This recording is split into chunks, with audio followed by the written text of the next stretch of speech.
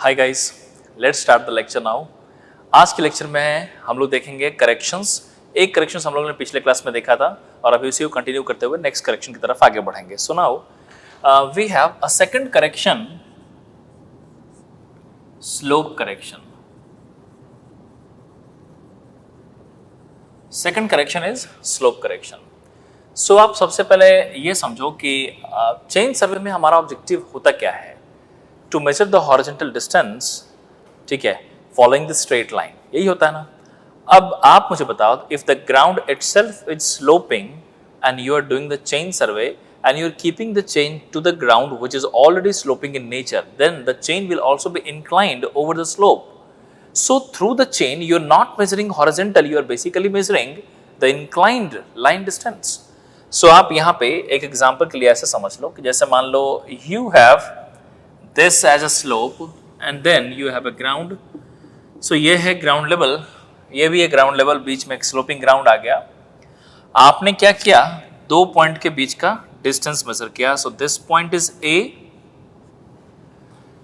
this point is B suppose. ठीक है, अब ये A है और ये B है यहाँ पे, तो इन दोनों में रिलेट करो कि भाई ये आपने यहाँ से चेन सर्वे करते आए, चेन सर्वे कर रहे हैं, फिर चेन का पॉइंट यहाँ पे रखा, फिर आगे स्लोप मिला, तो चेन से आपने मेजरमेंट कर लिया कि ये वाली डिस्टेंस, क्योंकि चेन आप इंक्लाइंड लाइन पे रखोगे तो आपको बेसिकली ये वाली डिस्टेंस मिल जाएगी विच इज L0। ये आपकी मेजर्ड डिस्टेंस है। So this is measured distance. अब मैं यहीं पे रुकता हूँ and if I ask you कि भाई ये हॉरिजॉन्टल है, ये जो यहाँ पे दिखा रहा हूँ this is MSL। MSL stands for mean sea level.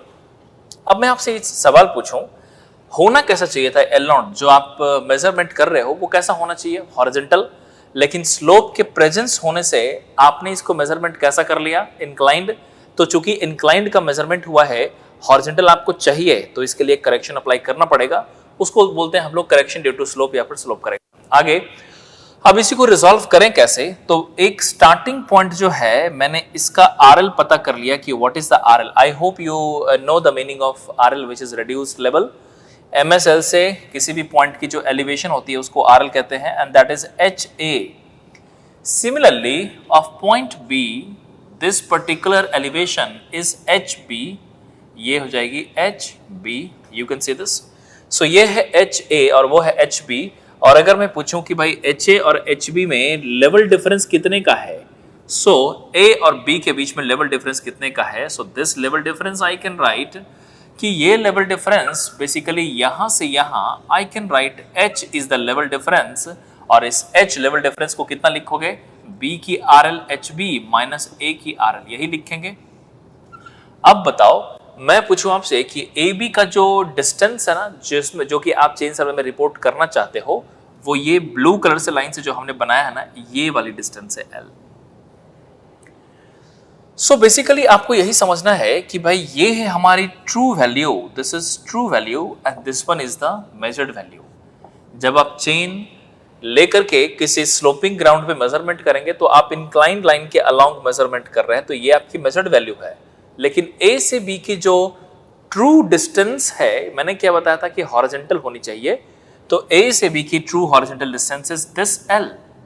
So if I ask you कि आपने जो मेजरमेंट किया है, आप खुद सोचो, मेजरमेंट आपकी ट्रू वैल्यू से ज्यादा है तो करेक्शन का नेचर तो आपको वैसे ही मिल गया कि ये करेक्शन हमेशा नेगेटिव इन नेचर आएगी, क्योंकि ट्रू वैल्यू इज लेस। क्या होती है करेक्शन का फॉर्मूला? True minus measured. ये एक राइट एंगल ट्रायंगल बन के आ रही है जिसमें बेस की वैल्यू हाइपोटेनस से कम हो गई है। ऑफ कोर्स हाइपोटेनस तो बड़ी होती है। अब यहां पे मैं ट्रू वैल्यू माइनस मेजर करूं तो this is less than this, so of course correction is going to be negative. अब इसको निकालने के कई सारे तरीके हो सकते हैं। एक तरीका तो ये होता है कि मैं एलिवेशन डिफरेंस को रिलेट करते हुए मैं L को कैलकुलेट कर लूं। दूसरा ये भी होता है कि एक इंस्ट्रूमेंट यूज कर लो जिसको बोलते हैं हम लोग क्लिनोमीटर। क्लिनोमीटर ग्राउंड की स्लोप का एंगल देता है, तो या तो आप ये वाली एंगल पता कर लो, थीटा, यहां से भी वर्कआउट कर सकते हो आप, ठीक है। So you have this theta और उसके रेस्पेक्ट में आप पता कर सकते हो क्या है। तो निकालने के कई सारे तरीके होते हैं, मैं दोनों यहां पे दिखा देता हूं।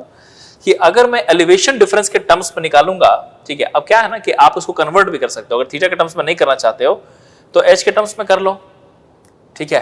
तो आपकी मर्जी है कि आप कैसे वर्कआउट करना चाहते हैं। तो क्वेश्चन में कई बार एलिवेशन डिफरेंस देगा फिर पूछेगा करेक्शन, और कई बार थीटा की वैल्यू देगा फिर पूछेगा करेक्शन। तो आपकी मर्जी है, बेसिकली आपको करना क्या है, correction is equal to L minus L not ही करना है। आप चाहे एच के थ्रू कर लो या थीटा के थ्रू कर लो, ठीक है।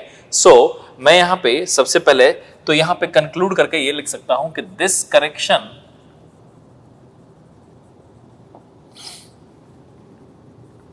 इज ऑलवेज नेगेटिव, हमेशा ध्यान रखना है, always negative. So I can write C slope, C slope कहने का मतलब correction due to slope is true value minus measured value, which is going to be true value is L और measured value is L naught, small minus greater है। so मैं इसको magnitude wise अगर divide करूं तो I can write minus as common, greater value minus lesser value कर लिया। तो आपको ये समझना है कि ये क्या है, इसका नेचर है, नेचर है जो नेगेटिव है, और ये जो देख रहे हो ये क्या है, मैग्नीट्यूड है, ठीक है। सो अब करेक्शन का जो मैग्नीट्यूड आ रहा है, नेचर हम लोग हमेशा माइनस अप्लाई करके चलेंगे। अब इसको यहां पे अगर लिखूं तो I can write C slope is equal to, ये हो जाएगी एल नॉट माइनस एल, ये जो लिख रहा हूं वो सिर्फ मैग्नीट्यूड है, हम लोग माइनस इसमें अप्लाई करेंगे लेटर ऑन। तो एल नॉट है क्या, सॉरी एल नॉट, ये एल माइनस एल नॉट, ठीक है। सो सॉरी इसमें था L minus L not true minus this, यहां से हमने L नॉट माइनस L बना दिया ऑलरेडी। तो मैग्नीट्यूड बनी L नॉट माइनस L, ये इसकी मैग्नीट्यूड है स्लोप करेक्शन की। तो इस वाले मैग्नीट्यूड को अगर मैं यहां पे कन्वर्ट करके लिखूं तो आप मुझे बता दो, करेक्शन लिखना है मुझे, how much I should write. तो आप अगर यहां से देखोगे ना तो आप बताओ, हमें ये मालूम है जो नोन वैल्यू है वो मेजर्ड वैल्यू है, ये L नॉट वाली वैल्यू हमें मालूम है, एलिवेशन डिफरेंस भी हमें मालूम है, लेकिन ट्रू वैल्यू हमें मालूम नहीं है। तो आप मुझे बता दो एल नॉट और एच का यूज करके एल बता सकते हो, क्या लिखेंगे, L nought square minus H square under root. So this I can write, this is L nought minus L की value I can write, this is L nought square minus H square. So इसी को मैं दो तरीके से लिख देता हूं। अब देखो C slope is equal to L nought minus root of L nought square minus H square, ठीक है। और इसमें हमें नेगेटिव लगाना पड़ेगा क्योंकि नेचर नेगेटिव है, ठीक है, नेगेटिव करेक्शन। तो एक तरीका तो ये है लिखने का, and this is the exact relation, exact relation. इसी का दूसरा रिलेशन दिखाता हूं, सी स्लोप इज इक्वल टू, इसी को ना अगर मैं एक्सपैंड करूं, आपने मैथमेटिकल सीरीज पढ़ा हुआ है, अगर मैं मैथमेटिकल सीरीज से एक्सपैंड करूं तो ये रिलेशन बनती है H square upon 2L not and plus something something, बहुत सारे टर्म्स हैं, हायर ऑर्डर होने के कारण वो निगलेक्ट कर दिए गए हैं और इसमें मैंने माइनस साइन यहां पे लगा दिया। तो ये उसी का अप्रोक्सीमेट रिलेशन है, this you can see, this I can right approximate relation, ठीक है। सो आपके सामने आप देखो स्लोप करेक्शन का ये मैग्नीट्यूड हमने लिख लिया और नेचर के साथ भी ये मैग्नीट्यूड था और यहाँ पे हमने माइनस में नेचर भी अप्लाई कर दिया है, ठीक है। तो ये हमारा फाइनल है जो देख रहे हो, दिस इज फाइनल, ठीक है। सो मैग्नीट्यूड और नेचर दोनों समझ में आ गया। तो इसमें एच क्या है, elevation difference between the two point, और एल नॉट क्या है, मेजर डिस्टेंस। लेकिन ये तब है जब एलिवेशन डिफरेंस मालूम हो। अगर यहीं पे एक अलग से पॉइंट दिखाता हूं, note, if slope angle theta is known, तो उस केस में जब थीटा मालूम होगी ना, जैसे इस वाले डायग्राम में आ जाओ और मैं बोलूं कि अगर मुझे थीटा मालूम है तो उस केस में एच मालूम नहीं रहेगी। दोनों किस लिए जरूरत नहीं है ना, कोई एक डेटा की जरूरत पड़ेगी आपको। तो अगर आपने क्लिनोमीटर यूज किया है तो ये वाली थीटा मालूम है आपको, और अगर ये वाली थीटा मालूम हो गई तो आप खुद समझो कि अगर थीटा मालूम है और ये एल नॉट मालूम है तो मैं एल की वैल्यू लिख सकता हूं एल नॉट कॉस थीटा, ठीक है। सो यहां से I can relate this C slope is equal to, this is a true value L minus measured value, this minus common ले लेते हैं यहाँ भी, and I can write L naught minus L, यहाँ भी I can write minus of L naught की value तो L naught रहने दो और L की value L naught cos theta. So I can write this C slope is equal to minus common ले लिया और उसके बाद मैग्नीट्यूड हमने लिख लिया यहाँ पे, this is L naught 1 minus cos theta. ठीक है, सो आप देख सकते हो ये है हमारा स्लोप करेक्शन. ठीक है, अब जैसा सिचुएशन दिया रहा है, कई बार एलिवेशन डिफरेंस देता है और फिर पूछता है करेक्शन की वैल्यू क्या है, और कई बार थीटा की वैल्यू देता है और फिर पूछता है करेक्शन क्या है, तो आप उसके हिसाब से इसमें इजीली रिजॉल्व कर सकते हो. तो पहले आप इसे लिख लो, फिर एक क्वेश्चन भी मैं आपको दिखाता हूं. ठीक है, यहां से आप लिख लीजिए सबको.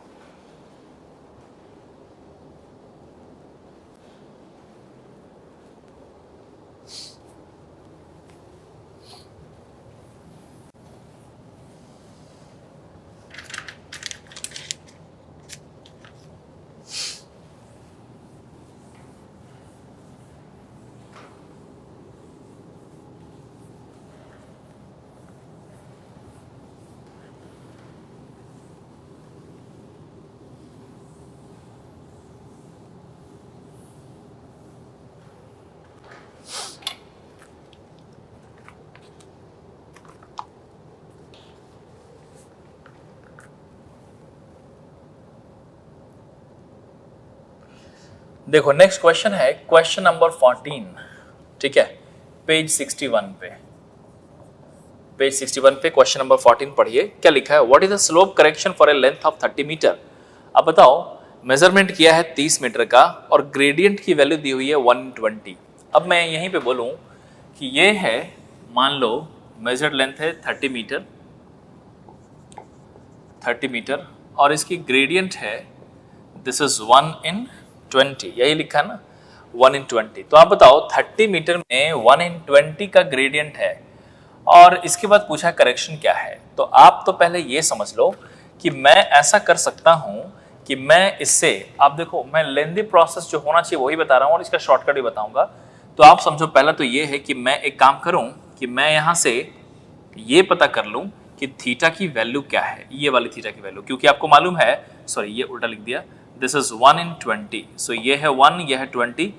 तो आप बताओ यहां से थीटा की वैल्यू को पता कर सकते हो और उस थीटा की वैल्यू के थ्रू ये L naught इक्वल टू 30 मालूम और थीटा निकल गया. तो यहां से हम लोग एंगल के थ्रू क्या था relation, minus of L naught into 1 minus cos theta, हम लोग करेक्शन पता कर सकते हैं. एक तो ये जरिया है, लेकिन क्या है ना कि आप इस क्वेश्चन को अगर ध्यान से पढ़ोगे तो ये एक ऑब्जेक्टिव क्वेश्चन है जो इंजीनियरिंग सर्विसेज 2006 में पूछा गया था. अब ऐसे क्वेश्चंस में आप इसका थीटा निकालोगे बिना कैलकुलेटर का, आपको मालूम है ना कैलकुलेटर अलाउड नहीं है प्री में.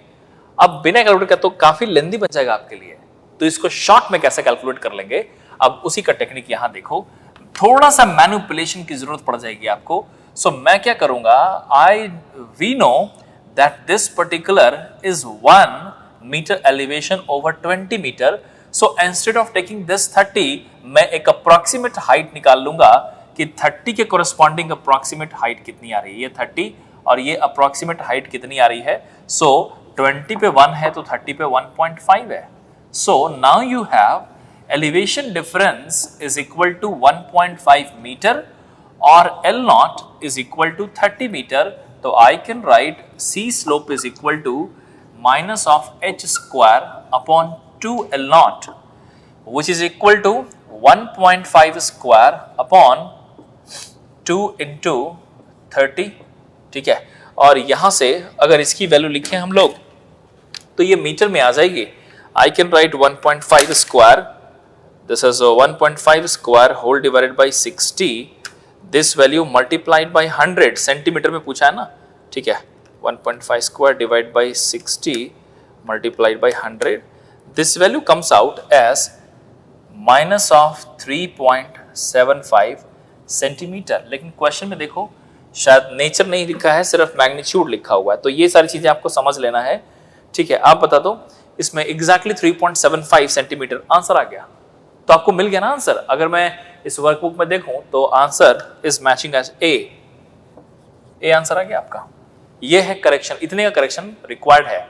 नेचर में तो नेगेटिव है जो कि हम लोग लिखते हैं, मैग्नीट्यूड इसमें लिखा गया ऑप्शंस में, तो मैग्नीट्यूड 3.75 ए आंसर आ गया।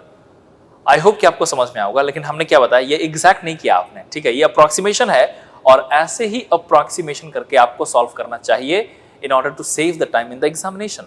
अब सोचो, इसका एक और भी टेक्निक मैंने बताया था कि आप यहां से ना थीटा को वर्कआउट कर लो, ठीक है, तो थीटा को वर्कआउट करके निकालोगे तब भी निकल जाएगी, लेकिन थीटा के लिए अब आपको सॉल्व करना पड़ेगा कि थीटा की वैल्यू कितनी आ रही है। So that I can right, आप वहां से भी देख लो, tan inverse 1/20, this value is this 2.86 degree, ठीक है। अब ये 30 मीटर है तो 30 के हिसाब से मैं बना लेता हूं, फॉर्मूला बन जाएगा 30 into 1 minus cos answer, this value multiplied by 100 metres में आई है, this value is coming as 3.742 centimetre, 3.742 centimetre. तो आप देखो उस रिलेशन से भी मैंने निकाल के दिखा दिया, दैट इज दिस वैल्यू, ठीक है। सो इस तरीके से हम लोग कैलकुलेट कर सकते हैं। तो आपके पास दोनों टेक्निक है, जो आपको सूट करता है, जो आपको आसान लगता है उसको रिजॉल्व कीजिए, लेकिन खास करके अगर आप ऑब्जेक्टिव क्वेश्चन सॉल्व कर रहे हो ना जिसमें कैलकुलेटर अलाउड नहीं है, तो आप हमेशा ये सोचना कि मैनिपुलेशन करके जल्दी आंसर किससे निकलेगा, अगर नियर बाई मिल जाए तभी बात बन जाएगी। ऑप्शन में देखो काफी ज्यादा डिफरेंसेस दिया हुआ, एक है 3.75, एक है 37.5, एक है 0.375 और एक है 0.0375। तो आपको समझ में आ गया ना कि कौन सी वैल्यू है। अगर ये वैल्यू एग्जैक्ट 75 नहीं आती, कुछ और भी आती, तब भी समझ में आ जाता कि आंसर कौन सा पिक करना है, ठीक है। तो इस तरीके से आप अप्रोच यूज कर सकते हैं, ठीक है। आई होप कि आपको ये समझ में आएगा, आप इसको लिख लीजिए। Now we have next correction is temperature correction.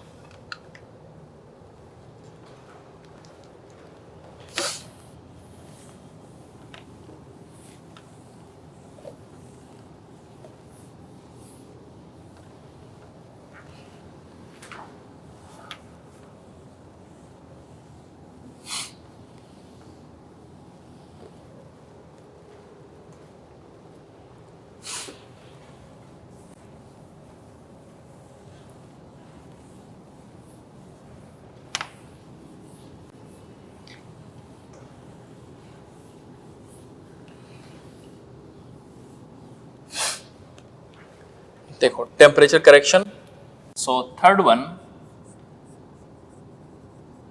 Is temperature correction. अब देखो है क्या, टेम्परेचर करेक्शन में सबसे पहले ना कॉन्सेप्ट समझिए कि एक टेप है, टेप की लेंथ टेम्परेचर से अफेक्ट हो जाती है। तो अगर यहीं पे मैं बोलूं कि भाई टेप जो बनाई गई है, जो स्टैंडर्डाइज्ड की गई है, the tape is standardized at a particular degree centigrade, particular temperature। इसका मीनिंग ये हुआ कि टेप अपने ओरिजिनल लेंथ में सिर्फ उसी टेम्परेचर पे होगी जिस पे वो बनाई गई है, ठीक है। सो यहीं पे मैं दो तीन चीजें दिखाता हूं। सबसे पहले मैं लिखता हूं T0 is the temperature at the time of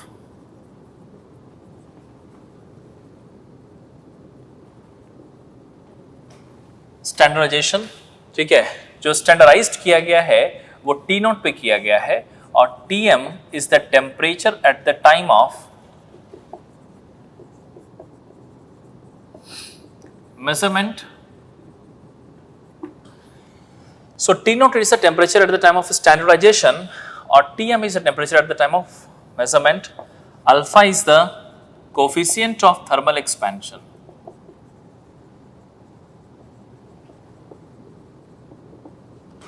coefficient of thermal expansion, ठीक है। और L0 इज द मेजर्ड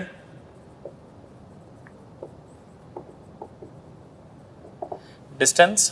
तो पहले तो आप ये समझ लो कि जब भी हम लोग टेम्परेचर करेक्शन की बात करते हैं तो भाई टेम्परेचर करेक्शन में स्टैंडर्डाइजेशन का मतलब मैंने आपको अभी समझाया कि जब भी आप टेप बनाते हैं तो टेप में जो ग्रेजुएशंस लिखी जाती है ना, वो कितने कितने डिस्टेंस पे इंचेस बना रहे हैं, कितने कितने डिस्टेंस पे सेंटीमीटर बना रहे हैं, उसकी मार्किंग करते हैं, उसको बोलते हैं हम लोग स्टैंडर्डाइजेशन। और वो स्टैंडर्डाइजेशन जिस टेम्परेचर पे की जाएगी उसको बोलेंगे temperature at the time of standardisation. एक छोटा सा एग्जांपल ले लो, एक टेप है स्टील टेप, उसको आपने स्टैंडर्डाइज किया है 20 डिग्री सेंटीग्रेड पे। अब टेप की लेंथ है 30 मीटर, 30 मीटर की टेप है, 20 डिग्री सेंटीग्रेड पे आपने उसको स्टैंडर्डाइज किया। इसका मतलब यह हुआ कि ग्राउंड पे अगर ये 20 डिग्री सेंटीग्रेड मिल जाए ना तो टेप की लेंथ बिल्कुल एग्जैक्ट होगी 30 की 30, हर एक सेंटीमीटर जितना होना चाहिए उतना ही होगा। तो जो स्टैंडर्डाइजेशन वाली टाइम होती है उस टाइम पे आप मेजरमेंट की बात कर लो, वो हमेशा करेक्ट हो जाएगी। लेकिन क्या है कि एनवायरमेंट का टेम्परेचर आपके कंट्रोल में तो है नहीं, तो जब आप सर्वे करने जाओगे तो हो सकता है कि 20 डिग्री सेंटीग्रेड से कम मिले, ये भी हो सकता है ज्यादा मिले। तो होगा क्या उसकी वजह से, आप सोचिए कि अगर टेम्परेचर कम हुई या ज्यादा हुई तो टेम्परेचर बढ़ने से या घटने से टेप की लेंथ में चेंजेस आ जाएगा। और आपको तो मालूम है कि टेप की लेंथ में चेंज आ गया तो करेक्शन लगाने पड़ेंगे। इनफैक्ट आपको ये भी मालूम है कि टेप की लेंथ अगर कम हो गई तो करेक्शन नेगेटिव हो जाएगी, टेप की लेंथ बढ़ गई तो करेक्शन पॉजिटिव हो जाएगी। और वही चीज हम लोग यहाँ पे इसके थ्रू देखने जा रहे हैं। तो आपने एक फॉर्मूला पढ़ा होगा कि टेम्परेचर चेंज की वजह से एक्सटेंशन कितने का होता है, ठीक है, याद होगा ना, एल अल्फा डेल्टा टी, ठीक है, बस वही फॉर्मूला है यहाँ पे टेम्परेचर करेक्शन का।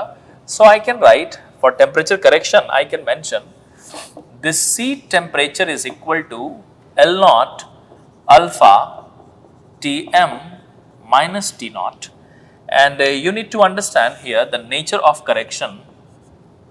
If Tm is more than T naught, then correction is positive, but if Tm is less than T naught, then correction is negative।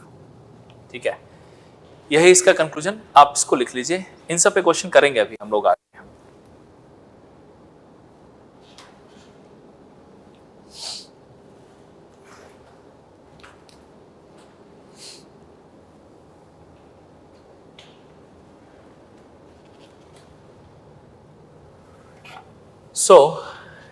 ये टेम्परेचर करेक्शन यहाँ पे खत्म हुआ और ये सब कॉन्सेप्ट मैं एक्सप्लेन कर चुका हूँ आपको ऑलरेडी, और ये करेक्शन वाला कॉन्सेप्ट तो पहले भी बताया था मैंने आपको। चलो अब इसको आगे बढ़ाते हैं, चलते हैं नेक्स्ट करेक्शन पे, which is fourth correction, that is pull correction. ठीक है, पुल करेक्शन। ये पुल करेक्शन क्या है अब उसको समझना। टेम्परेचर में जैसे है ना वैसे ही पुल में भी है कि पुल कितना अप्लाई करोगे तो कितनी होगी, ठीक है, उसको यहाँ पे देखो आप। So we have fourth correction as pull correction। इसमें पहले ये समझो, यहीं पे भी टर्म है, that is P naught is the pull at the time of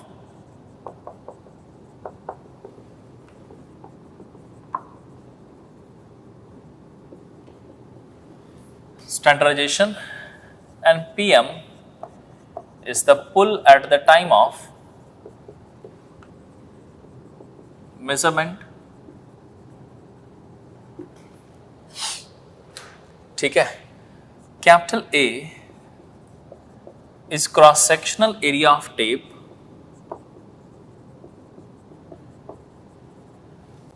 and E modulus of elasticity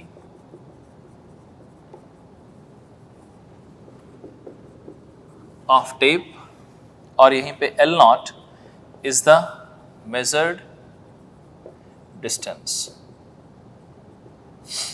ठीक है, अब इस पे आप ये समझो, पहले कॉन्सेप्ट समझना आप, जो कि ये वाला पॉइंट को समझने के बाद आपको क्लियर होगा। ये pull at the time of standardization है क्या। जिस तरीके से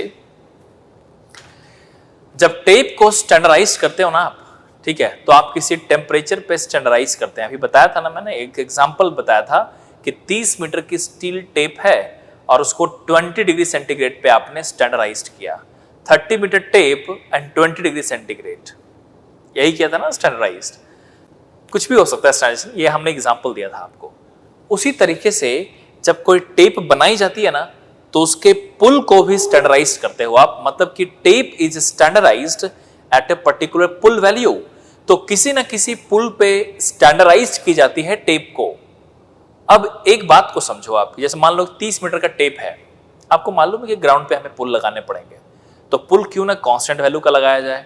तो करते क्या है मैन्युफैक्चरर कि जब 30 मीटर का टेप बनाया, एक एग्जांपल ले रहा हूं, 30 मीटर का टेप बनाया तो उसमें पहले से ही लोड लगा करके 30 मीटर बनाया हुआ है। तो आप समझो एक टेप की स्ट्रिप बनाई गई, एक छोटा सा एग्जांपल लेना आप, मैंने उसमें 10 किलोग्राम का लोड इस साइड और इस साइड अप्लाई किया, तो अब होगा क्या, लोड अप्लाई कर देने से उसमें थोड़ी सी एक्सटेंशन आ जाएगी, एक्सटेंडेड हो गई टेप, और उसके बाद उसको स्टैंडर्डाइज किया गया, उस पर मार्किंग किया गया है 0 1 2 3 4 एंड ऑल। तो standardisation of the tape is done at a particular pull value. What will happen if I remove the pull, shrink हो जाएगी, क्योंकि ये इलास्टिक कंडीशन में हमेशा पुल लगाई जाती है। जरा सोचो आप यहीं पे कि मैंने बोला कि एक टेप बनाया आपने और उस टेप में आपने पुल अप्लाई किया, और वो जो पुल आपने अप्लाई किया उसकी वजह से एक्सटेंशन आ गई, और उस एक्सटेंडेड कंडीशन में आपने उस टेप के लेंथ को 30 मीटर स्टैंडर्डाइज्ड कर दिया और आपने मार्किंग करा लिया उस पे। Now you have that tape for which the standard pull is known to you as 10 kilogram. Here you need to understand this tape you will use at the site, you will have to use at the site with a pull of 10 kilogram now, because the tape length was standardized at a pull of 10। तो अगर 10 kilogram पुल पे, इसका मतलब यह हुआ ना कि tape की लेंथ 30 तभी होगी जब 10 किलोग्राम का पुल लगाओगे, अगर नहीं लगाओगे पुल तो वो थोड़ी सी छोटी हो जाएगी, श्रिंक हो जाएगी। इलास्टिक कंडीशन में किया था आपने, और अगर ज्यादा लगा दोगे तो एक्सटेंड हो जाएगी, 30 से ज्यादा हो जाएगी। तो क्या है कि स्टैंडर्ड पुल का मतलब बस इतना ही हुआ कि जब टेप को स्टैंडर्डाइज्ड किया जा रहा था तो आपने एक पुल वैल्यू लगा करके टेप के लेंथ को स्टैंडर्डाइज्ड किया कि ये 30 है।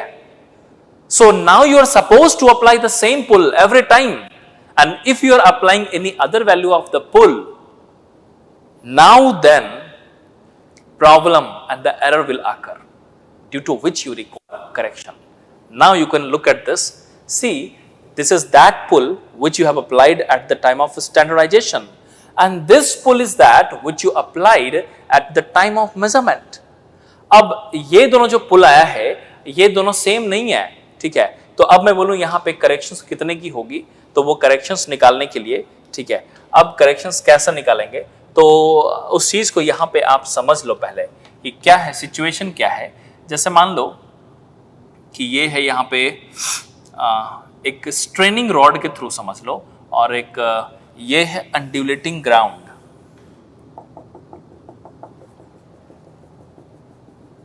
ये है अनड्यूलेटिंग ग्राउंड, और यहाँ पे एक ट्राइपॉड है, ठीक है, और वहीं पे ये टेप है यहां से यहां तक।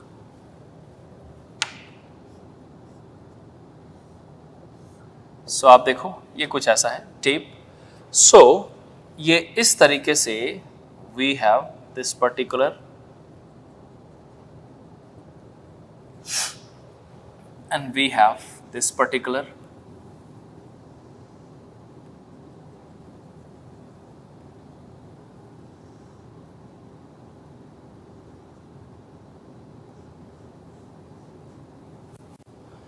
so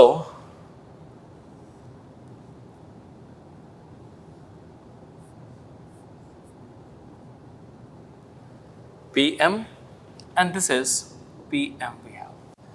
You can see, अगर मैं पूछूं कि इन दोनों के बीच में जो लेंथ है इसका नोटेशन ले लेते हैं कि ये जो लेंथ है मान लीजिए कि this is L0, capital L0 यहाँ पे ले रहा हूं, तो यहाँ पे भी मैं चेंज कर दे रहा हूं कैपिटल L0, ठीक है।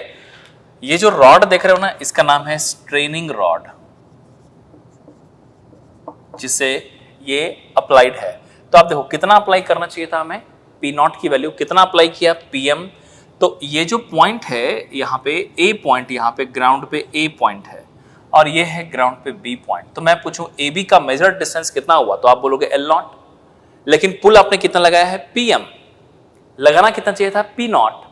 तो मैं बताऊं उसकी वजह से एक करेक्शन लगानी पड़ेगी आपको। करेक्शन कितनी होगी, तो आपने शायद स्ट्रेंथ ऑफ मटेरियल में ये रिलेशन पढ़ रखा होगा कि पुल लगाने से जो एक्सटेंशन होती है वो होती है PL अपॉन AE की, बस वहीं से करेक्शन आ जाएगा. So what I can right is here this C pull, correction due to pull, I can write the difference of this two, which is PM minus P naught, PM minus P naught into L naught upon AE.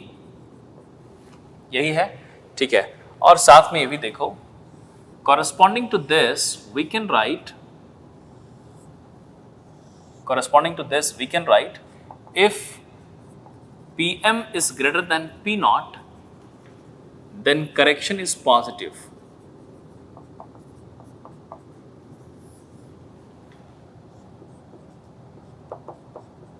And if PM is less than P naught,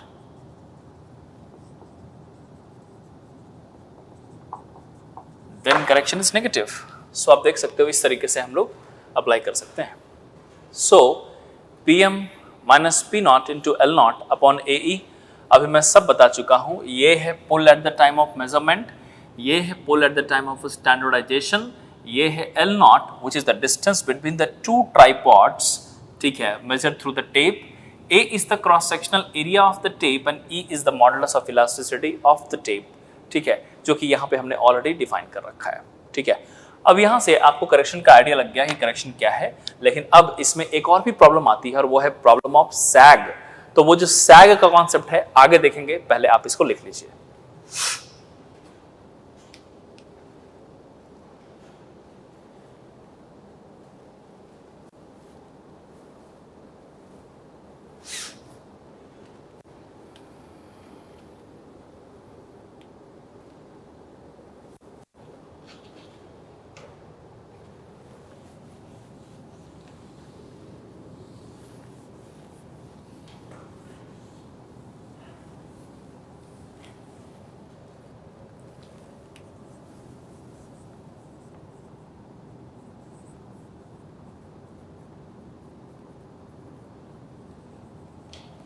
So we have next correction as sag correction.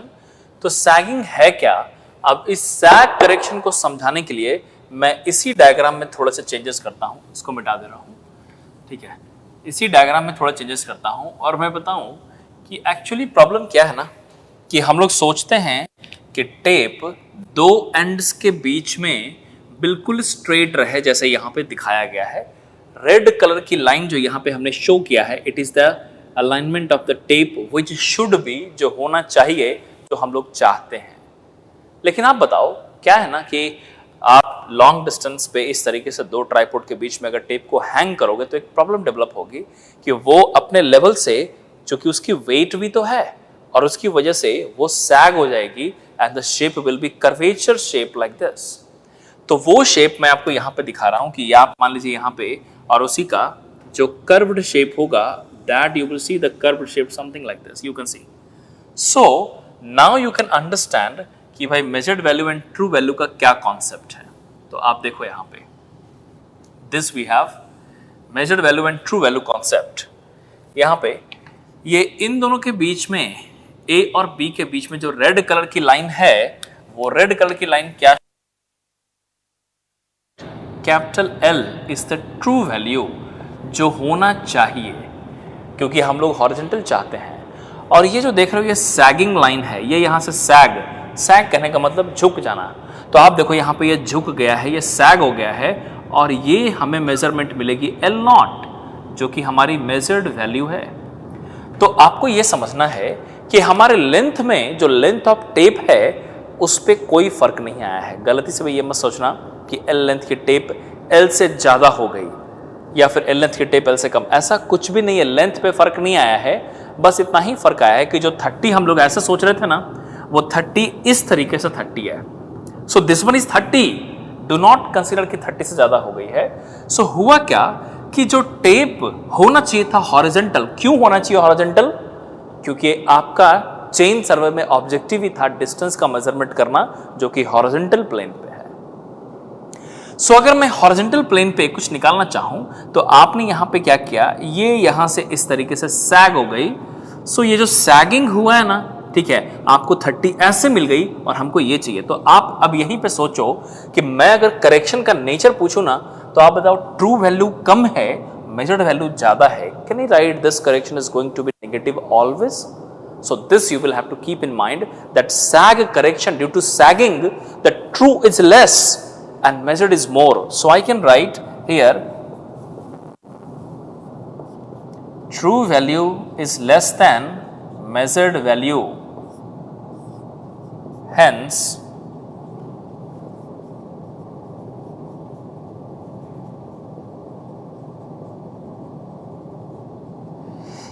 correction is always negative. ठीक है, ये situation है, correction is always negative. अब मैं इसका value लिखूं, आई can write this correction is always negative.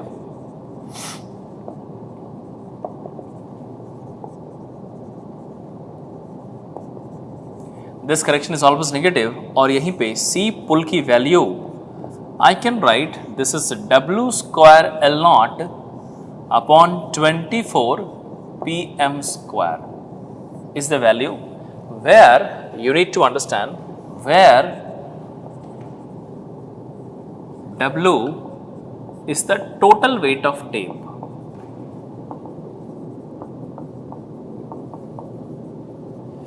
Total weight of tape, ठीक है।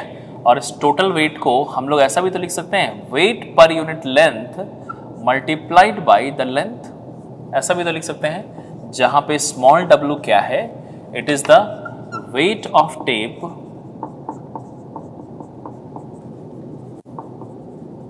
per unit length, weight of tape per unit length, ठीक है।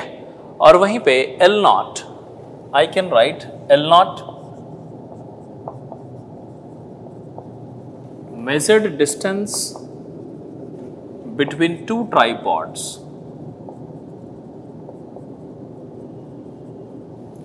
ठीक है। और वहीं पे PM of course pull at the time of measurement, ठीक है।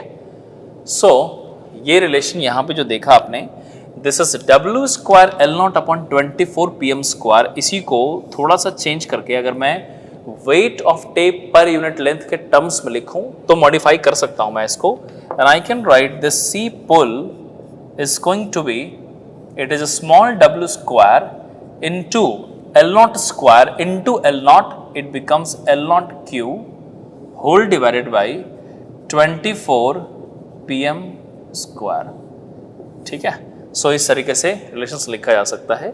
तो आप देख लो कि जैसे मैंने आपको पुल करेक्शन बताया वैसे ही सैग करेक्शन, लेकिन सैग करेक्शन हमेशा क्या है, नेगेटिव है।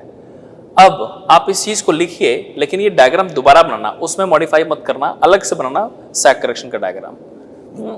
आप इसको अब कंप्लीट कर लो, फिर एक और कॉन्सेप्ट सिखाता हूं।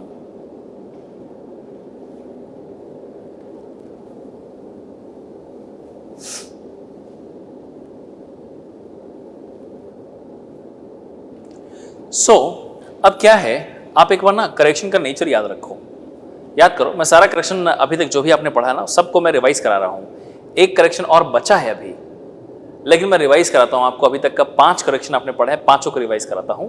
सिर्फ नेचर याद रखना। सबसे पहला, correction due to incorrect length of chain. क्या नेचर था उसका? चेन की लेंथ बढ़ गई, L dash more than L, correction positive. Chain की लेंथ कम हो गई, L dash less than L, correction negative. अगली correction slope correction is always negative. अगली करेक्शन टेम्परेचर में टेम्परेचर बढ़ गई, Tm is more than T naught, correction positive. Tm is less than T naught, correction negative. उसके बाद next correction pull में क्या हुआ, Pm is more than P not, correction positive. Pm is less than P not, correction negative. और sag correction क्या हुई, always negative. Summarise again the last 2। Pull correction में Pm is more than P not अगर हुई, Pm is more than P not हुई, तो वो क्या हो जाएगी, करेक्शन पॉजिटिव। और Pm less than P not पे नेगेटिव, और सैग करेक्शन ऑलवेज नेगेटिव। अब यहीं पे होल्ड करो और सोचो, जिस पुल की वजह से अगर मैंने पुल ऐसा अप्लाई किया कि Pm is more than P not है, सोच के आप अच्छी तरीके से सोचिएगा इस बात को। अगर मैंने पुल ऐसा अप्लाई किया कि Pm is more than P not है, तो उस कंडीशन में पुल की करेक्शन तो हमेशा पॉजिटिव आनी है, लेकिन उसी कंडीशन में उसी पुल से सैग की नेचर हमेशा नेगेटिव आनी है। तो आप जरा सोचो, पुल हमने ऐसा अप्लाई किया कि it is Pm is more than P not, तो उस केस में पुल करेक्शन इज पॉजिटिव और सैग करेक्शन उसी corresponding negative. So are you able to understand there can be a such value of pull corresponding to which the positive pull correction and negative sag correction can compensate each other। और अब मैं एक ऐसा पुल की value सोचने के लिए बोलूंगा कि वो फुल्ली कंपनसेट कर ले। Think about a pull in such a case like Pm is more than P naught. So that particular value of the pull, think about it, which is going to balance the positive pull correction and negative sag correction completely. What will happen corresponding to that pull? The net correction due to pull and sag is going to be zero. इसका मतलब यह हुआ, एक ऐसा पुल सोच सकते हो जिससे पॉजिटिव पुल करेक्शन और नेगेटिव सैग करेक्शन एक दूसरे को न्यूट्रलाइज कर दे और आपको नेट करेक्शन जीरो लगे, मतलब कि ना ही मुझे पुल करेक्शन की जरूरत पड़ी, ना ही सैग, जो मेजरमेंट किया वही करेक्ट है। ठीक है, that particular pull value has a name, it is known as the normal tension. उसको हम लोग नॉर्मल टेंशन कहते हैं। ठीक है, अब थोड़ा सा नॉर्मल टेंशन कैसा निकालेंगे उसका जिक्र करता हूं। सो अभी तक हम लोगों ने 5 करेक्शन देखा है। उस 5th करेक्शन में एक नोट पॉइंट लिख करके मेंशन कर सकते हैं हम लोग नॉर्मल टेंशन को।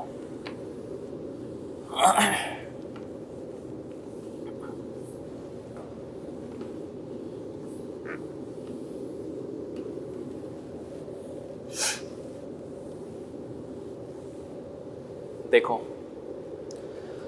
so you can mention a note, the topic is normal tension।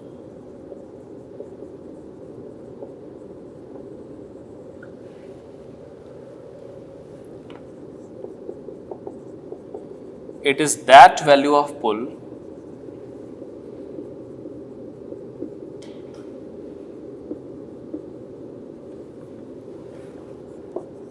corresponding to which positive pull correction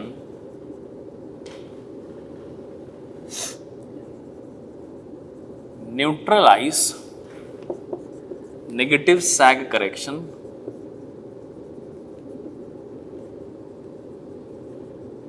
completely। It is that value of pull corresponding to which positive pull correction neutralize the negative sag correction completely, so that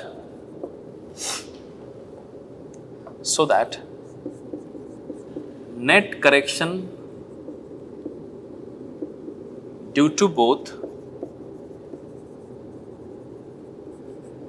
becomes zero। ठीक है, और हमें correction लगाने की जरूरत ही नहीं पड़ेगी। तो एक काम करते हैं, पहले हम लोग पता करते हैं कि भाई सी पुल की वैल्यू क्या होती है। तो आपने अभी अभी फार्मूला लिखा था ना, Pm minus P not L not upon AE, और C सैग करेक्शन की वैल्यू कितनी हो जाएगी? It is W square L not Q upon 24 PM square. अब जरा यहीं पे सोचो कि ये वाली वैल्यू ना हमेशा नेगेटिव होती है। ठीक है, ये नेगेटिव होती है, और यहीं पे ये हो जाएगी पॉजिटिव, क्योंकि Pm more than P not का केस है। ठीक है, सो आप बता दो यहाँ पे हम लोग क्या लिखेंगे? नेट करेक्शन जीरो अगर करते हैं, so I can write C net is equal to zero. इसका मतलब C pull plus C sag is equal to zero. So यहाँ से अगर मैं C पुल लिखूं तो फॉर्मूला बन जाएगा ये P not minus PM minus P not. This is PM minus P not L not upon AE plus of minus of it is W square L not Q whole divided by 24 pm square and this is going to be 0। लेकिन ये negative इसलिए apply किया ना क्योंकि आप जानते हो कि सैग करेक्शन नेगेटिव होती है।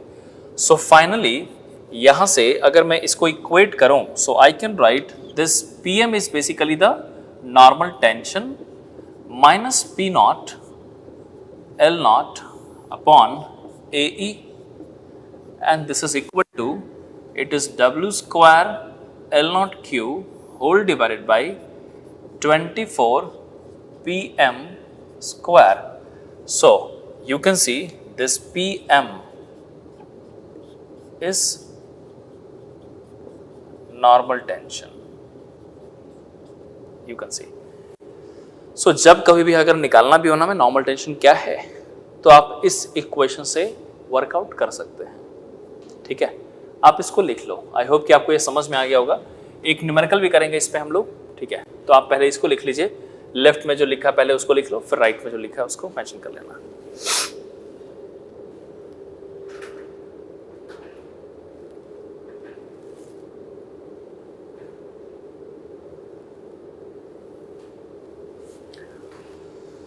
सो एक आखिरी करेक्शन बचा है and this correction is correction due to reduction to MSL। ठीक है, ये एक स्पेशल करेक्शन है जो हम लोग अभी देखने जा रहे हैं। इसको पहले देख लो, समझ लो। Correction due to reduction to MSL।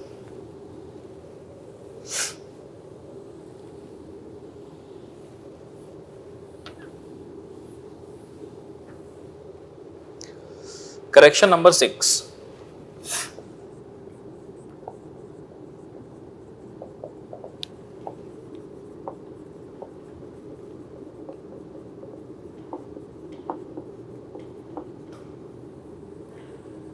Correction due to reduction to MSL।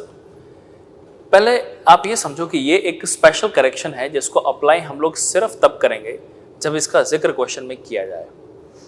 आप ऐसा समझिए कि जब लॉन्ग डिस्टेंस का मेजरमेंट करते हैं आप, तो आपको याद होगा कि लॉन्गर मेजरमेंट में इफेक्ट ऑफ कर्वेचर को कंसीडर करना पड़ता है। ठीक है, so if you have a longer measurement then you always take effect of curvature. In case of the shorter measurement you avoid it and that is why it is known as a plane survey. So अगर मैं बोलूं कि effect of curvature को लिया जाए तो distance हमारी curve हो जाती है और कर्व डिस्टेंस की डिपेंडेंसी होती है एलिवेशन पे। जो मैं कहना चाहता हूं उसको यहां पे इस डायग्राम से समझो। मान लीजिए कि ये अर्थ सरफेस है,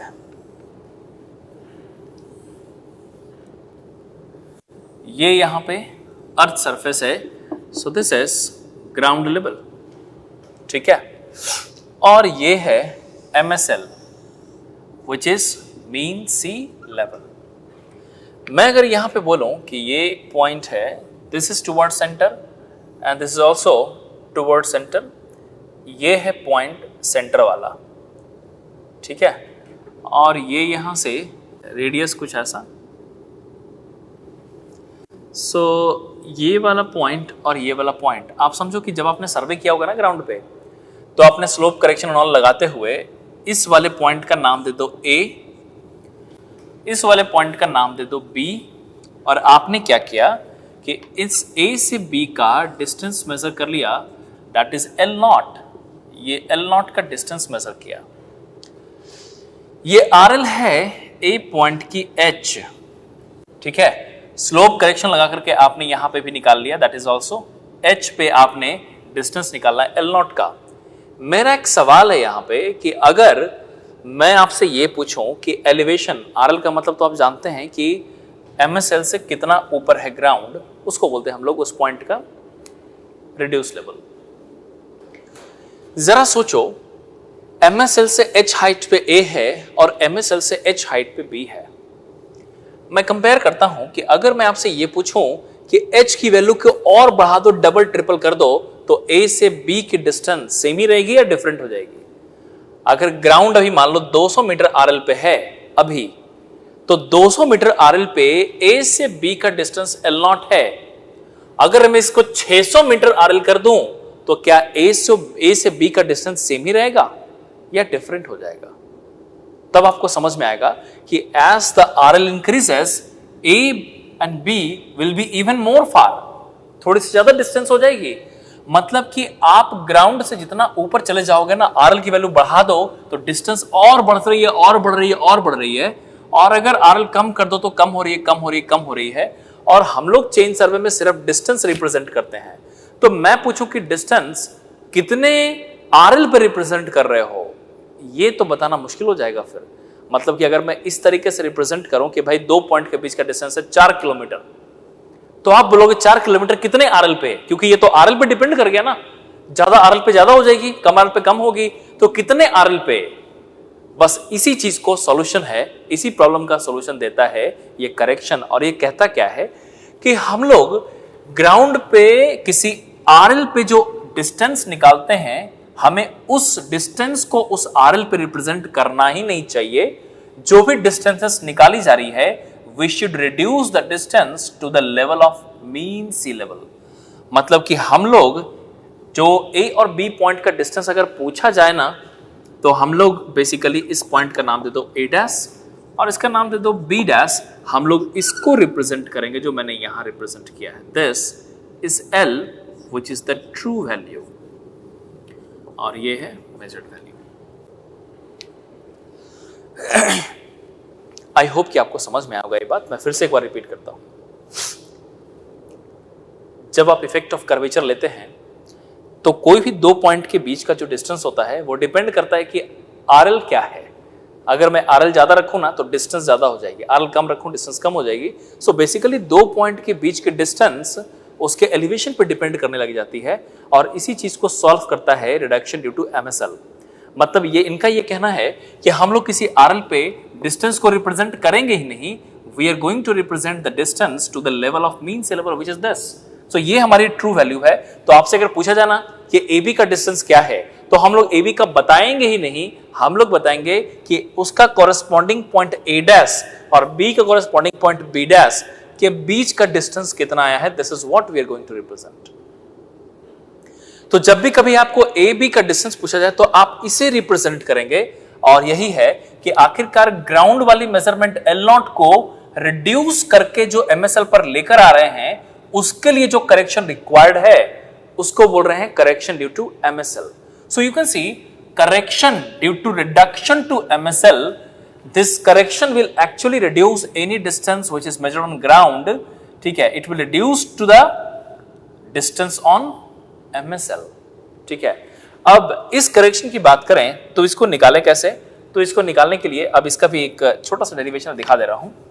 ये है मान लो अल्फा, ये है यहां तक रेडियस ऑफ अर्थ। ठीक है, रेडियस ऑफ अर्थ वैसे MSL तक होती है, आप जानते हो इस बात को। सो रेडियस ऑफ अर्थ अब यहां से रिलेट करें तो I can write theta equal to L upon R, जानते हो ना। तो वहां से alpha is equal to I can write L0 upon R plus H, और this alpha is equal to L upon R भी लिख सकते हैं। तो theta equal to L upon R लिखेंगे तो एक बार L0 के लिख लिया L0 upon R plus H, और एक बार लिख लिया L अपॉन R। यही 2 चीजें लिखी हुई हैं, मैं रिलेट कर लेता हूं।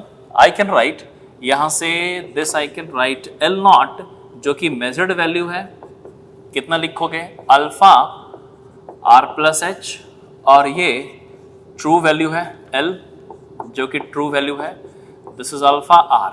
तो मैं पूछूं आपसे करेक्शन ड्यू टू MSL कितना लिखोगे, C MSL।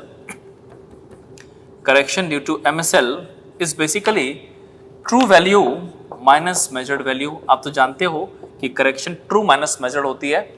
तो I can write this is alpha R minus measured value is alpha R plus H। ठीक है, and this I can write alpha R minus alpha R minus alpha H। ठीक है, सो आप देखो ये कैंसिल हो गया, और फाइनली जो बचा है वो है अल्फा इंटू H। एक बात तो तय हो गया कि करेक्शन का नेचर क्या हो गया, negative. So this I can write, यहां देख लो, this correction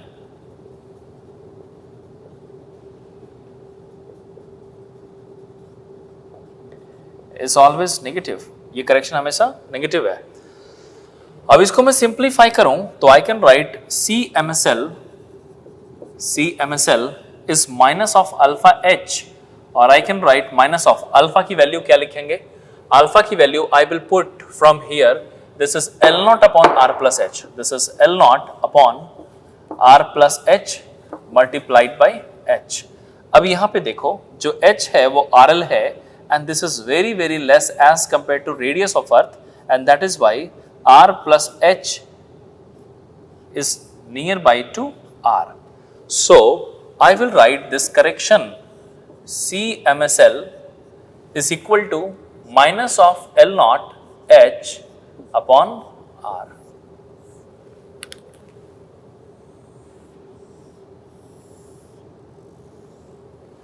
So CMSL correction due to MSL is L naught h upon r.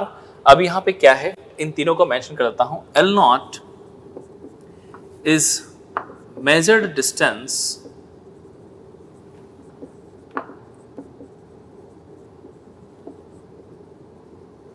on ground, h elevation from MSL, ठीक है, and r is radius of earth. जब भी इसको solve करोगे ना तो यूनिट का ध्यान रखना, क्योंकि आपको मालूम है कि L नॉट मीटर में रहेगी, h एलिवेशन में मीटर में रहती है, लेकिन r किलोमीटर्स में होती है, तो कन्वर्ट कर लेना है, उसको ध्यान रखना है इस बात का, ठीक है। ये सारे करेक्शंस यहाँ पे खत्म हो गए, तो आप इसको लिख लीजिए, पहले कंप्लीट कर लो। Correction due to reduction to MSL, इसको भी कंप्लीट कीजिए, अपने नोट्स में लिख लीजिए।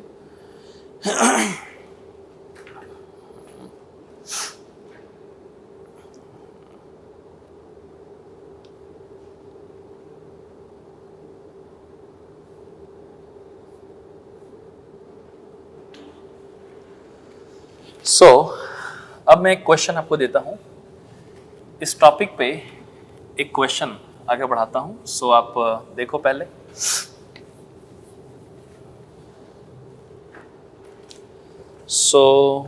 One question we can discuss here, which is question number, देखो 24 हो गया है, 25 हो गया है, ठीक है, और 27, क्वेश्चन नंबर 27 हम लोग अभी डिस्कस करने जा रहे हैं, पेज 63, क्वेश्चन नंबर 27। चलो वीडियो को पॉज कर लीजिए और पहले खुद से अटेम्प्ट कीजिए इस क्वेश्चन को, फिर वीडियो आगे देखना।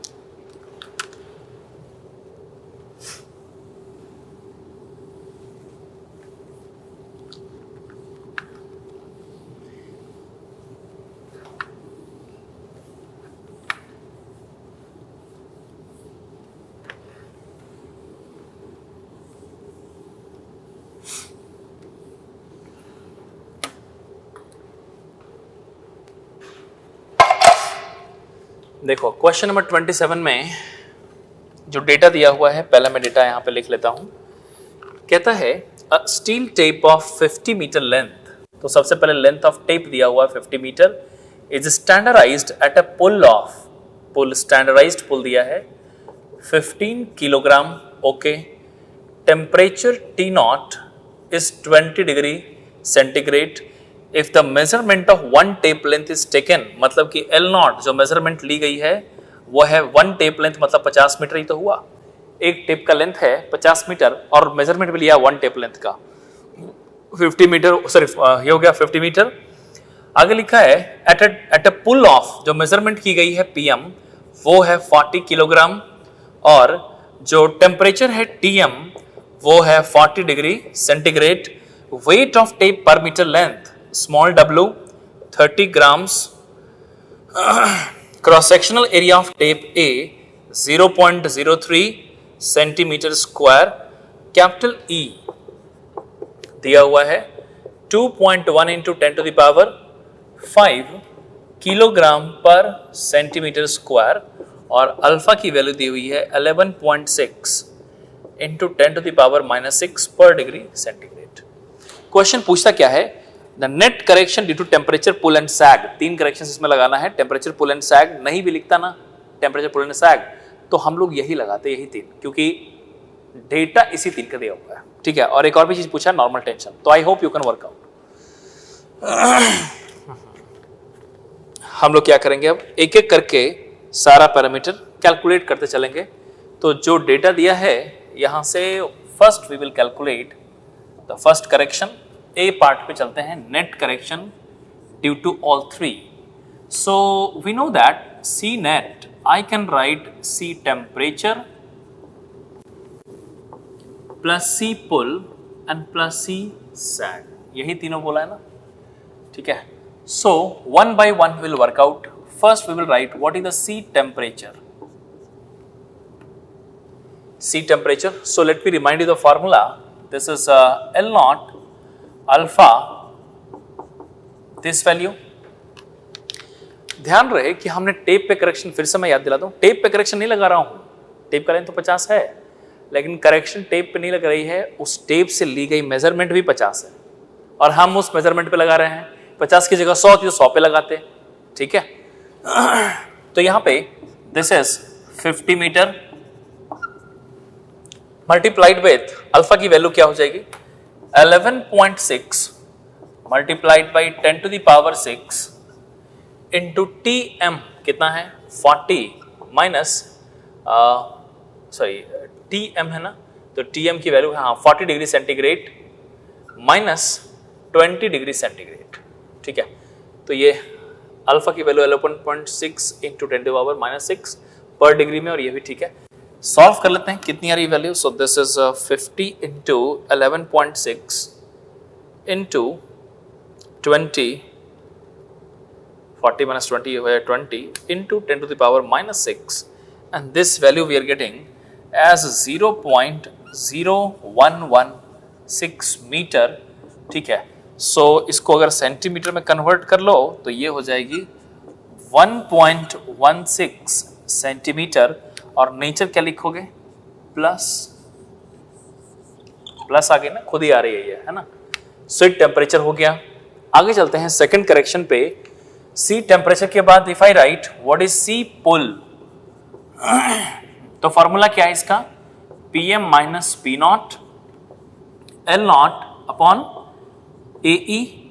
सो पहले Pm की वैल्यू देखें कितनी है, Pm 40 किलोग्राम और P naught 15, so I can write this value as 40 kilogram minus 15 kilogram multiplied by L naught की वैल्यू 50 मीटर, ठीक है। तो आप ना ध्यान रखो कि ये जो लिखा मैंने यूनिट भी लिख देता हूं यहां पे, ये है kilogram multiplied by 50 metre divided by area की वैल्यू क्या है। So area is 0.03 centimetre square multiplied with E की वैल्यू क्या है 2.1 into 10 to the power 5 kilogram per centimetre square. तो आप ना पहले आप देखो कि यूनिट कन्वर्जन की जरूरत पड़ेगी क्या, ये आप खुद ही सोच लो, क्योंकि ऊपर है किलोग्राम मीटर और नीचे है centimetre square into kilogram per centimetre square, लेकिन 10 to power I guess 2.1 into 10 to power 6 होती है, ठीक है। लेट्स रीचेक द वैल्यू, ठीक है। ये जब सेंटीमीटर, ये ना थोड़ा सा क्वेश्चन में ही एरर है, आप उसको करेक्ट कर लेना कि जब हम लोग मॉडुलस ऑफ इलास्टिसिटी स्टील का लिखते हैं तो वो होती है 2 इंटू 10 टू द पावर, जो यूनिट लिखा हुआ ना वो न्यूटन पर एम स्क्वायर में होता है जो वैल्यू लिखा हुआ, लेकिन यहां पे क्या है किलोग्राम पर सेंटीमीटर स्क्वायर है। तो यहां पे इस यूनिट के हिसाब से this has to be 6 to the power 6, ठीक है। सो आप उसको करेक्ट कर लेना क्वेश्चन में, ये हो जाएगी 6, तो वहां पे भी मैं 6 पुट कर देता हूं। स्टील टेप लिखा था ना भाई, स्टील टेप का तो आप जानते हो वैसे भी ई वैल्यू, ठीक है, और उसमें इस यूनिट के हिसाब से ये वाली वैल्यू आएगी। तो इसको मैं सॉल्व करता हूं और देखता हूं कितनी आ रही है। 40 माइनस 15 है तो ये भी तो प्लस आ गई, so this is plus nature, और I can write this is 40 minus 15 multiplied by 50। Unit conversion की जरूरत नहीं पड़ी ना, देखो centimetre square into KG per centimetre square, centimetre cut गया और एक केजी भी कैंसिल आउट, आंसर सीधा मीटर में आ रही है, तो हमें कन्वर्जन की जरूरत पड़ी नहीं, ठीक है। लिखते हैं यहाँ पे कितनी आ रही है। So this is 0.03 multiplied by 2.1 10 to the power 6। This value comes out as 0.01984 metre multiplied by 100 कर दो, सेंटीमीटर में जो आ रही है this value you getting as plus this is plus 1.984 centimetre we have. देखो दोनों करेक्शन पॉजिटिव आई है, टेम्परेचर भी, पुल भी। अब एक और पार्ट निकाल लेते हैं, sag, and I can write C sag is equal to, what is the formula, W square L0 Q upon 24 PM square. लेकिन ध्यान रहे इसका नेचर क्या होता है, नेगेटिव।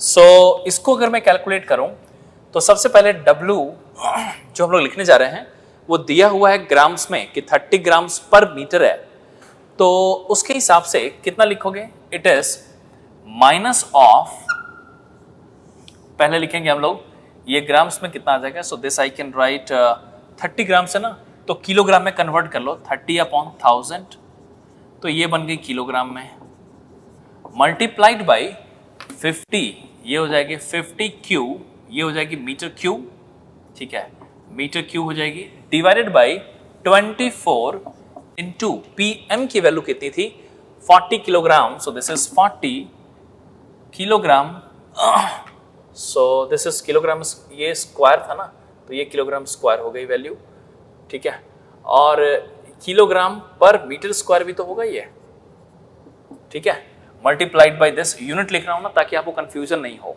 ये हो जाएगी kilogram per metre square multiplied by metre cube whole divide by 24 kilogram square. तो आप इसको सॉल्व कर लें, वैल्यू आ रही है, it is 30 upon 1000 multiplied with 50 whole cube whole divided by 24 into 40. This value comes out as 3 point. It is just a moment. ये square भी लगाना था पहले वाले में, तो ये आ जाएगी स्क्वायर।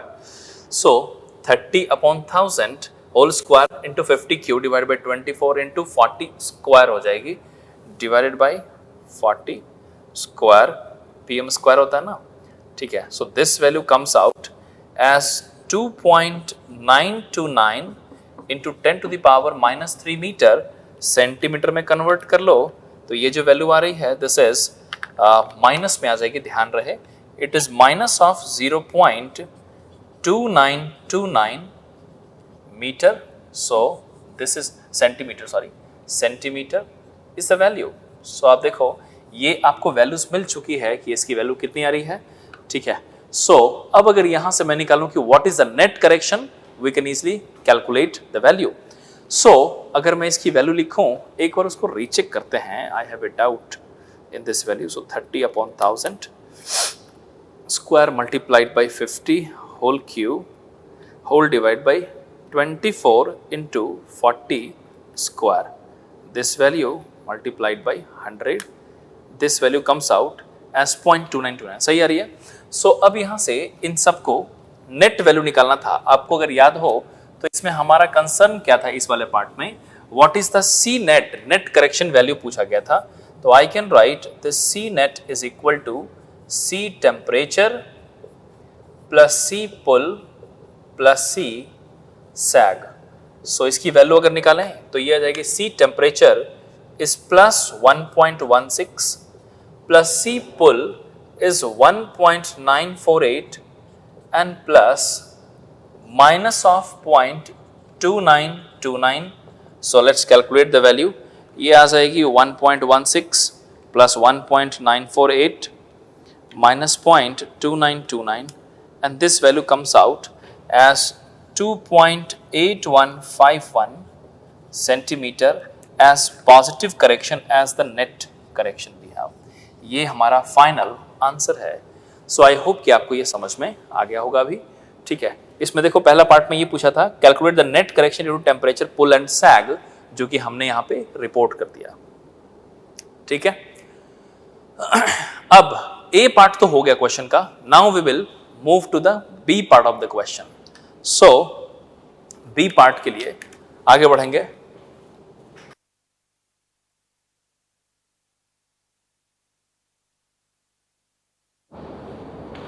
सो बी पार्ट में बोला है नॉर्मल टेंशन। तो आप याद रखो कि नॉर्मल टेंशन वाला जो फार्मूला था ना, हम लोग उसी से आगे बढ़ेंगे और उसके through we can calculate what is the normal tension value. So पहले नॉर्मल टेंशन के लिए what we can do this value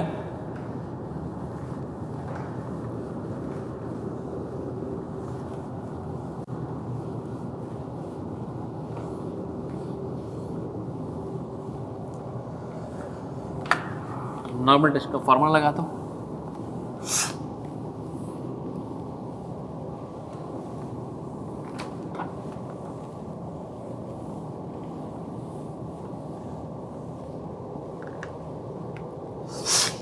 B part normal tension क्या करेंगे इसमें? So you know that formula is basically P M minus P naught L naught upon A E is equal to W square L naught Q whole divide by 24 P M square, यही है ना? So यहां से relate करते हैं and we will put the value.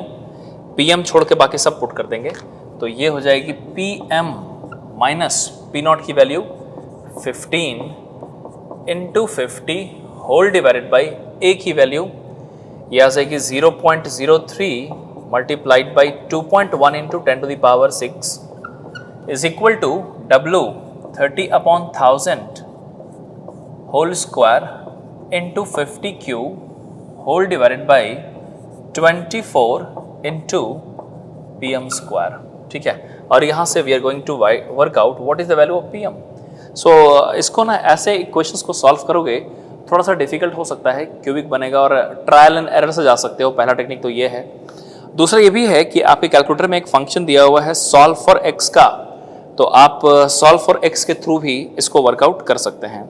सो मैं solve for x से ही solve कर रहा हूँ, ठीक है? X minus 15 into 50 divided by 0.03 into 2.1 into 10 to the power 6 is equal to this 30 upon 1000 square multiplied by 50 whole cube whole divided by 24 into x square, ठीक है? अब सॉल्व फॉर एक्स आएंगे एंड वी कैन फाइंड, थोड़ा सा wait करना पड़ता है इसमें, वेट कर लेते हैं, ठीक है? उसके बाद you will get the answer. So this X value we are getting as 24.689 kilogram, ठीक है? सो ये हो गई, इसके बाद सीधा कैलकुलेटर सॉल्व हो गया। So basically you are getting 24.689 kilogram, मतलब कि इस पुल को अप्लाई करने के बाद अगर आपने ये वाला पुल अप्लाई किया तो ना ही आपको पुल करेक्शन की जरूरत है और ना ही आपको सैग करेक्शन की जरूरत है, क्योंकि पुल और सैग एक दूसरे को न्यूट्रलाइज कर रहे हैं और नेट वैल्यू इन दोनों करेक्शन के कारण 0 हो जा रही है, ठीक है? सो ये हो गई आपकी नॉर्मल टेंशन। सो यहाँ पे करेक्शंस का पार्ट खत्म हुआ और आई होप कि आपको ये सारे कॉन्सेप्ट समझ में आएंगे, ठीक है? आज के लेक्चर को यहीं पे स्टॉप करते हैं। We have some more concept of the chain survey, will discuss in the next class. Thank you.